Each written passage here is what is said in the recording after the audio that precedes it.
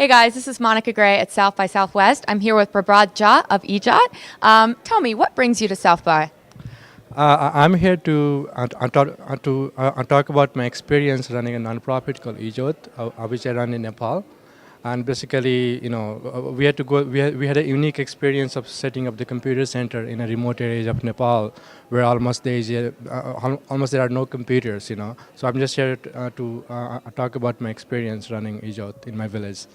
And tell me, you grew up in Nepal. Tell me about how you came up with the idea in the first place. Yeah, so basically the village I grew up is called Sisotia. It's in south part of Nepal. It's very remote. When I was growing up, we did not have electricity. I forget about computers, right? We didn't have electricity. So as I grew up and I found an opportunity to come to the States and did my schooling and everything. And then when I went back to my village after 15 years and I saw the kids, they were in the village, they were almost in the same position as I was in even after 15 years. Almost there is no change.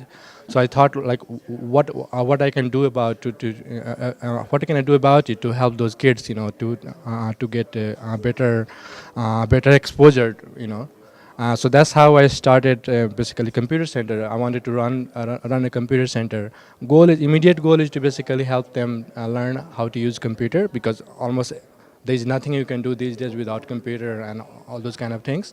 So that's it. I wanted to teach the kids what I learned and basically give them a medium for a better and wider exposure to the things happening in the world. And what are some of the results that you've seen so far? Yeah, so we actively started in 2009, 10 framework, in 2009 and 10, and almost in the last 5 years, we have taught 200 plus kids, and they know how to type. Obviously, that's the easy part, but they use Microsoft Word, Excel, a spreadsheet, and all the stuff. And if you go to our website, we have some video clipping of the kids talking about the experience of what they have learned, and to hear kids talk about the Word and Excel and how they are using it to create different mathematical formulas and chart in 6 months time frame is amazing. So that's the impact we have. That's the immediate impact. But I think the bigger thing is that it has given them an opportunity and tools to learn things that were not available in the village. So I think that's the bigger impact. There are a lot of other organizations around the globe. I think, what advice would you offer them in terms of scaling up with technology?